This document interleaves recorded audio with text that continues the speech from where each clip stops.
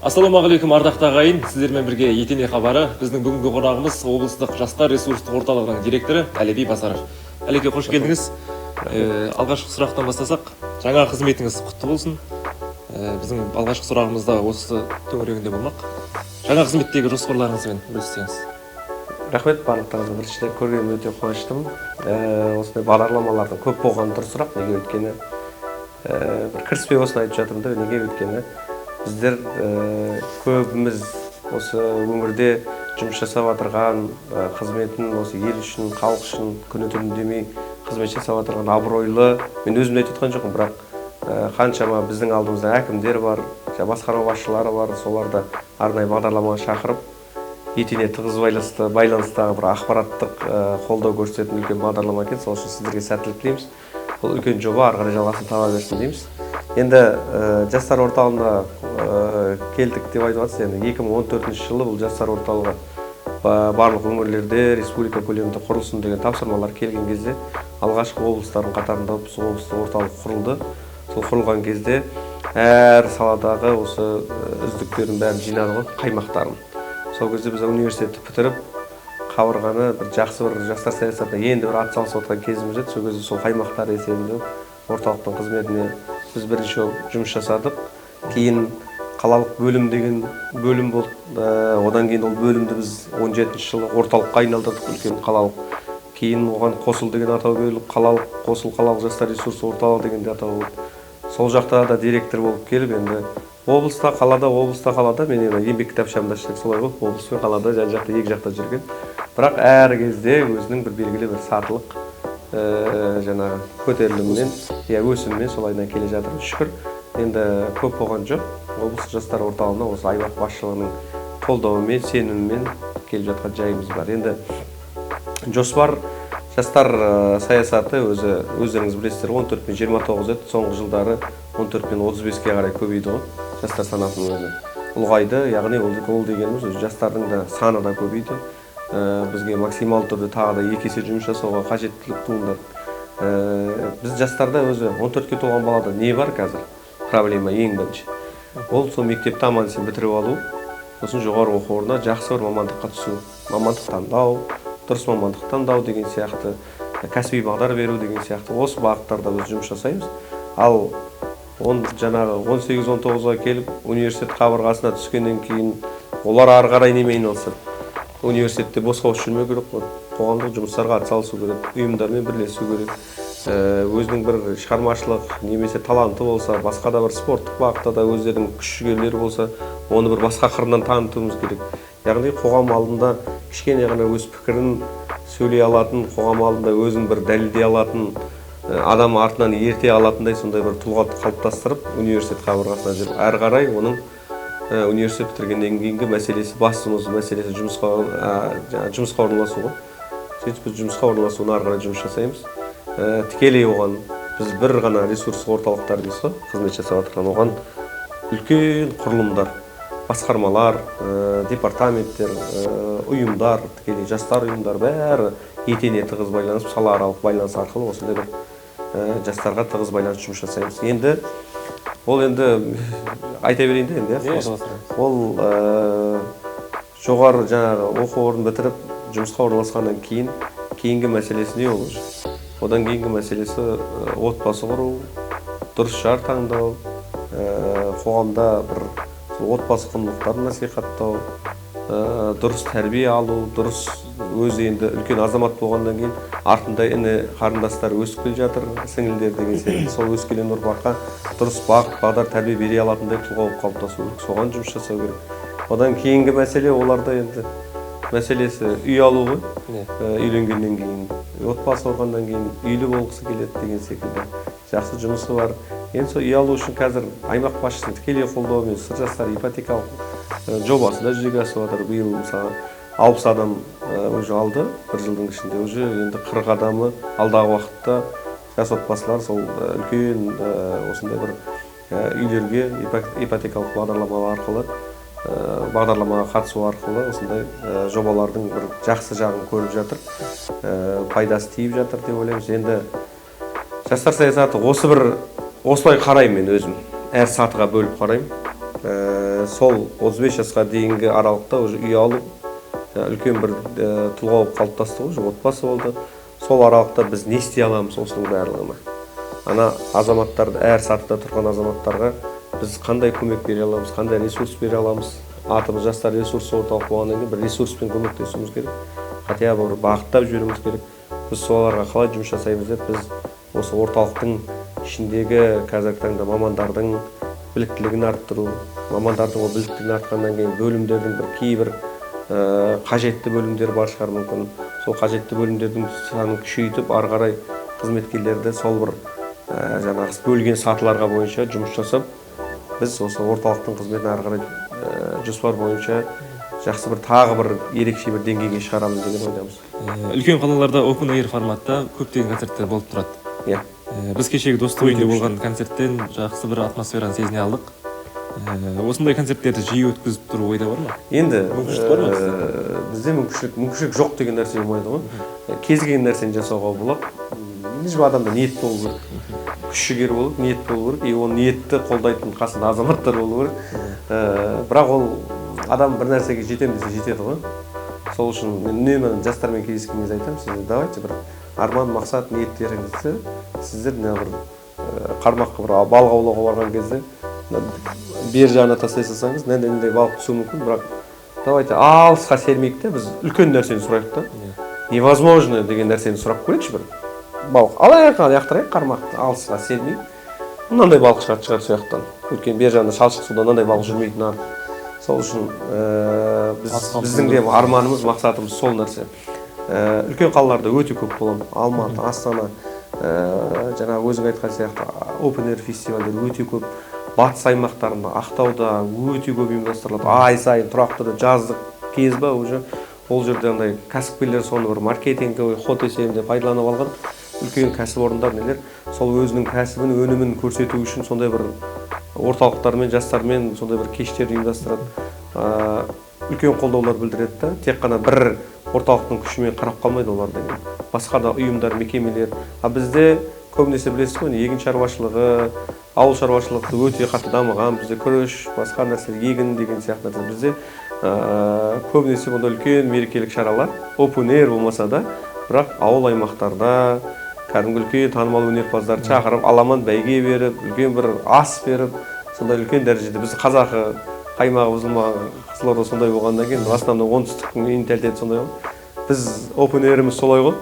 Ат шаптырдық қойып, анау аяқтан жүгірдік қойып, жаңағы үлкен ат, жаңағыдай теңге алу, садақ ату деген сияқты ұлттық дәстүрімізді насихаттайтын үлкен. Ол да керек. Ол нәрсе де жасалу керек. Бірақ кей кезде мына жаңағы айтып отырмыз ғой, қоғам қайқа жылжып барады, біз де сонымен ілесіп отыруымыз керек. Жастардың сұранысына дүниелердің арасында қоюымыз керек өйткені. Баратын қазір Қызылордада бір баратын жерлерде бұрын жоқ деп айтатын еді, қазір күшті ғой, шүкір көбейіп жатыр. Локация көп қазір. Өткізетін жер деген өте көп. Сол үшін бір ресурс орталықтың күші келмегенмен, осы ұйымдар да, осы видеоны көріп жатса, кәсіпкерлер де жақсы бір атсалысады деген ойдамын. Және де мен айтайын деген осы бір дүниеде, мысалы кеше open air фестивалінде осы танымал Илхан деген өнерпаз келерінің алдында екі өнерпазымыз шықты. Мысалы Ахалек деген және Баха дейміз, Бақытжан есімі. Баха деген лақап атпен танымал. Сол екі өнерпаздың өзі ол жерге тегін қатысты. Және де көп сөйледі жаңадан, қалимай ақша берілді бірдеңе. Жоқ, олар тегін келіп, және де ол Қызылорданың балдары. Елдің балдары, олар Алматыда жүр, қазір сұраныс өте қатты, батысқа, анаяққа, әндері деген ютубта қарасаңыз миллион қаралымнан астам, 3 миллион кетіп қалған уже. Олардың әнін кеше көрген шығарсыздар. Кәдімгі халық бізге қосылып айтып отыр. Ана біз батыстан Илханды шақырып отырсақ, Илханнан да асып тұр ғой біздің балдар деген негізі. Сол үшін сондай балдарды осындай үлкен концерттерге шығарып біз қайта өзіміз пиарить етуіміз керек, оларға жұмыс жасауымыз керек. Олардың жеке шығармашылық концерттерін көбейтіп, ана танымал деген продюсерлердің көздеріне түсіруіміз керек те біз. Мынандай өңірде балдар бар екен Қызылордада. Мықты екен аналар деген. Біз солайынан бір сондай танымал продюсерлерге іліктер жіберсек, я болмаса бір үлкен бір звездалардың жанына қосып жіберсек, ол біздің үлкен жетістігіміз. Ол үлкен қадамда сондай нәрселермен.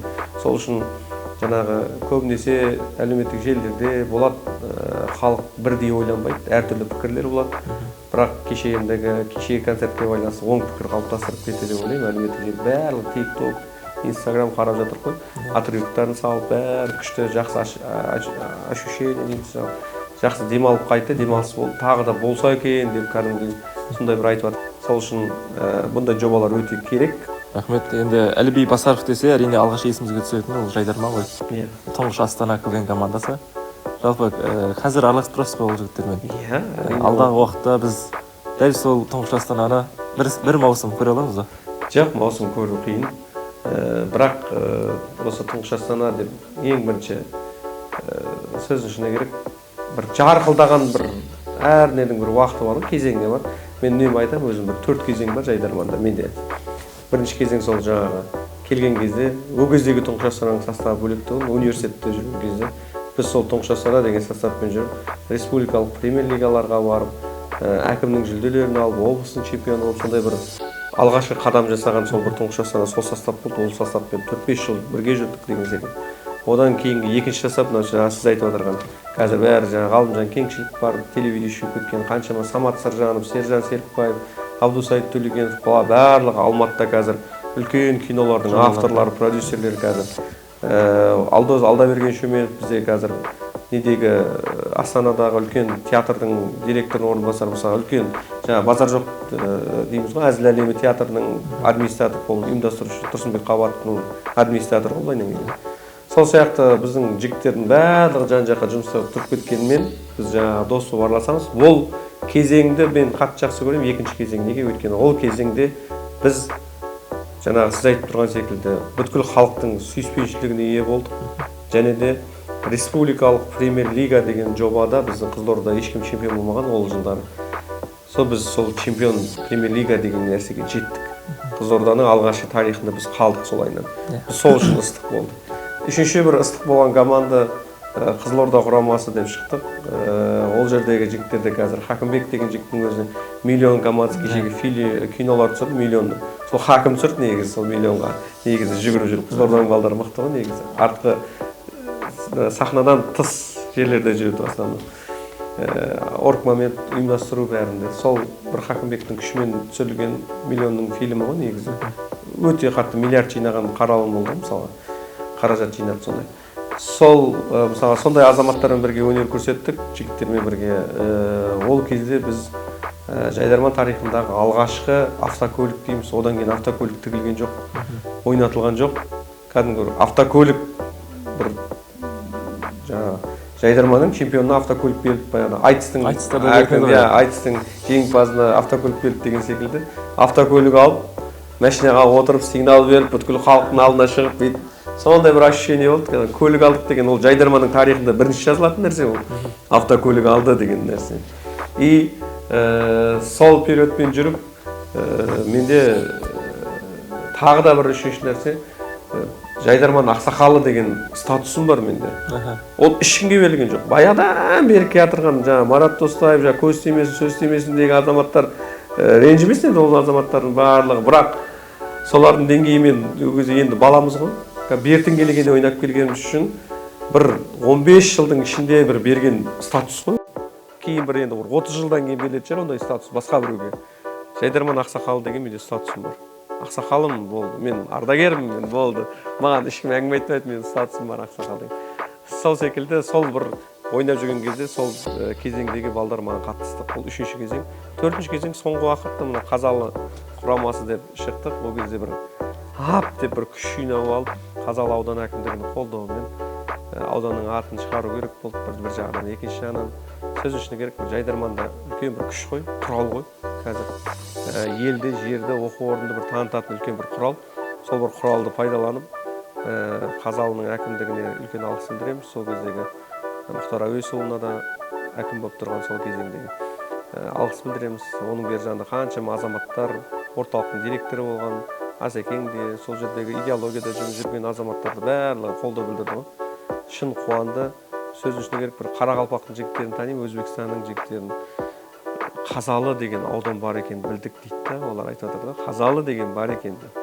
Сол сияқты сондай бір Өзбекстан, СНГ-дағы қаншама өңірлерге, елдерге біз осы Қазалы деген атты танытуға жұмыс жасадық деп ойлаймын. Жайдарман тек қана бір Қазақстан көрмейді, оны Қытайда қазақтар да көреді, Монғолияда жүрген қазақтар да көреді. Мынау Өзбекстан, Қырғызстан өте қатты көреді. Қырғызстан деген кәдімгі біздің тіліміз сәйкес келеді. Мынау татарлар дейміз, басқа да башқұрттар тілдері сәйкес келетін көп сондай бір біз мемлекеттер осы біздің жайдарманды көреді екен. Кәдімгі ютубтан қарап аңдып отырып көреді. Және соның астында пікірлерді қарап отырсаң, сонда мен осы жақтан сәлем деп жазып жатады. Сол жақта біздің қаншама қандастарымыз бар, олар да көреді екен сөйтіп. Сол үшін бір үлкен бір мега жоба ғой. Сол мега жобада сол Қазалының атын шығарып, біз Қызылорданың тағы да бір тарихындағы вице-чемпион деген атақ жоқ. Ешкімде бірінші орын бар екен, үшінші орын бар екен, бірақ екінші орын жоқ екен вице-чемпион. Вице-чемпион үздік ойыншы деп кәдімгі бір нүктемізді қойғандай, сондай бір үлкен нотада аяқтады. Бірақ қазір 5-ші кезең басталып кетті. Менде ол бірақ Қызылорданың атынан шығып жатқан жоқ, Астананың атынан шығып жатыр. Ол үлкен бір ассамблеяның атынан шығып жатыр. Ол ассамблея үлкен біз елімізде татулық, достықты, жалпы елдердің халықтар арасындағы біз сондай бір байланысты күшті екенін бір дәлелдейтін, қандай түрлі ұлт болса да барлығы қазақша сөйлей алатын бір көрсететін идеологиялық бір құрал есебінде біз осы жайдарманға ассамблеяның атын шығарып жатырмыз. Ол жерде менің ходым басқаша. Бұл құрмет есебінде біз андай бір сценарийіне, авторство барлығына көмектесеміз, сол жерде жүреміз, және де бір арасында андай бір ходтарда ғана шығып беріп қана көмектесеміз. Андай полный составта басынан аяғына жүрген жоқпыз, бірақ ойындарына барып, сол бір ходтарына шығып беріп, сондай бір идеологиялық тұрғыда ол біз құрал есебінде сол пайдаланып, соны бір көрсетіп жатырмыз. Енді біз сізді жайдарманшы деп білеміз, жастардың жанашыры деп білеміз. Алдағы уақытта біз Әліби Басаровтан басқа не күтеміз? Білмеймін. Саясатқа қарай бет ауысып келе жатқан кезде көптеген пікірлерді көресің де тоқтап қаласың. Негізі адам кей кезде бір нәрсеге сынып қала береді ғой адам. Бірақ сынбауға жұмыс жасайсың, өзің осылай айтатынын білесің. Қазір мысалға Қытай бірдеңе істеп не қылып жатсаң, ай осы сайқымазақ бірдеңе деп қарайды. Жоқ, ол сен жастар саясатында 15 жыл жүрдім мен. Жайдарман ол менің екінші бір блогым, ол менің шамалымда халық алдында мен сөздің ішіне керек, мен жастар саясатында жүру үшін, жастарды артыма ерту үшін, ең бірінші неге жастар саясатына келдік қой біз. Мен болашақ университетінде жүрген кезде қоғамдық жұмыстарға атсалысып, жастар комитетімен айналысып, кәдімгі мен сондай қызметте жүрген адам ғой. Содан кейін барып мен жайдарманға тартылдым негізі. Солайынан. Ал жайдарманға тартылу себебім неде? Өйткені жайдарман арқылы мен халыққа көрінетін және танымал болатын, және де мен сол арқылы адам ерте алатынымды, бір жерге барған кезде ойымды емін-еркін жеткізіп, қоғамда өзімді бір орын бар екен сездірте алатын, сондай бір қасиеті үшін, сондай бір танымалдылығы үшін біз бардық қой жайдарманға. Ол кезде әлеуметтік желі болған жоқ. Бізде тек ұлттық арнада көрінесің деген, ОРТ-де көрінесің, Евразияда деген түсініктер болды. Біз сол Евразиядағы телеканалдың бір эфиріне түсіп қалу үшін ғана жұмыс жасадық. Бертен келе ғой енді қазір YouTube, басқа нәрселер жақсы дамыды да. Содан кейін біздің жасап жатқан жобаларымыз көбісі қатты көрініп кетті да. Содан кейін барып менің жастар саясатындағы қызметім бұлай басылды да. Бірақ недегі жайдармандағы танымалдығым қатты кетіп қалды. Ал қазір біреу айтса, мен жастар саясатында бір директор есебінде осындай бір жасады, бірдеңе деп жатса, уже әңгіме басталады. Жайдарманшы емес па, ол КВНщик емес па? Ана КВНщик директор ма? Уже артындағы әңгімелер басқаша да, оландай отношение бөлек те уже. Ой, ол КВНщик, ол сайқымазақ қой ол. Ол бірдеңе ғой. Бір қолын бір сілтеп қарайтындай. Бірақ сенің артыңда 15 жыл бойы жасаған еңбегің қаяқта сонда? Ол жастар саясатында салыстырмалы түрде басқа бір 15 жыл бойы жүріп жатқан азаматпен бірдей болатын болса, ол адам жастар саясатында жүрген адам болып есептеле береді. Біз тек просто жайдарман деген нәрсе басым болып кеткеннен кейін, бұл хоббиіміз ғой біздің. Мысалға мен жүгіруге қатыссам, мысалға өзім денсаулығым үшін деп, жарыстарға қатысып өзіміз неғып жүрсем, бөлек жастар саясатында өзім жұмысымды істеп жүрсем, жүгіру мен үшін хобби болатын болса, жүгіруші Әліби келе жатыр деп айтпайды ғой негізі. Именно осы нәрсе келген кезде ой сайқымазақ, ой ойыншық деген сияқты бір кішкене бір сол бір назым бар да, кішкене бір нәрсем бар айтатын. Сол нәрсе адамды бір күшті бір шабытпен келе жатқан кезде бір тоқтату керек та. Кеше де әлеуметтік желілерде астына жазып жатыр. Сайқымазақтар, осы әзілкештер, пікірлер, әзілкештер осы мемлекет жастар саясатын түсінеді дейсің ба, бірдеңе де бірдеңе. Ей, айналайын, мен мемлекет жастар саясатында ол әзілкеште бұрын келе жатырған адам ғой. Мен еңбек жолым 15 жыл бойы осы 2000 нешеден бастап айтты, 2009-дан бастап мен 15 жыл болды, 2009-дан бастап жастар қауымдастығында жұмыс жасағам, орталықтар құрылмай тұрғанда ұйымдарда жұмыс жасағам. Қаншама сатыдан өтіп келе жатыр, мен директорға жеттім ғой. Ол мынау былай қызметімді түсініп, осындай баға беріп директорға қызметке әкеп тұр ғой. Мен көйіншік болғасын әкеп тұрған жоқ қой. Соны түсіну керек та. Оны түсініп жатқан ешкім жоқ, тек просто қазір не көрініп тұр? Ақпарат өте қатты, біздің ақпарат саласы қатты қиын ғой, андай көрінбейтін жіп секілді үзіліп кетуі мүмкін. Или сол көрінбей тұрған нәрсесімен былай ұстап тұруға да болады. Әрбір нәрседе өзі шыңырау шегі болады. Жайдарманда шыңырау шегі чемпион болса, халықтың жаңағы видеода көрдіңіздер ме, көрген жоқсыздар ма? Бүткіл халық орнынан тұрып шапалақ беріп, көзінен жас алып шығарып салдық қой. Кешеде Олимпиадада өте әдемі әсер болды. Кубалық анау күрескер греко-римші ме? Соңында тұрып 4 Олимпиада ма алып, 5 Олимпиада. Кроссовкасын қойып кетіп, мен аяқтарым деп кетіп бартқан әдемі красивый нәрсе ғой. Сол сияқты біздің жастар саясатындағы 35-ге дейін әлі уақытым бар. Бір күні костюм шалбар көйлегімді шешіп, рахмет деп жастар орталығына еткен еңбегіміз осы деп, бір күні рахмет деп шығып кететіміз анық қой. Сәттілік тілеймін. Біздің сұрақтар осымен тәмам. Жақсы бір сұхбат болды деп ойлаймын. Алдағы жұмыстарыңызға сәттілік тілейміз. Сіздерге үлкен рахмет айтамын.